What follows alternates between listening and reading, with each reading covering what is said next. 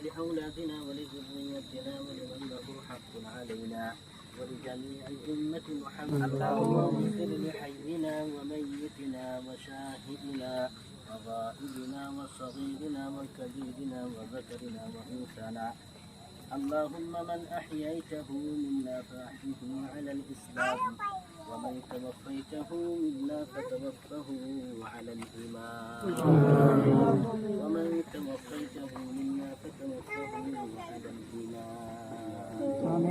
اللهم اغفر للمؤمنين والمؤمنات والمسلمين والمسلمات الأحياء منهم والأموات إنك مجيب الدعوات يا قاضي الحاجات. اللهم إني ظلمت نفسي ظلما كثيرا ولا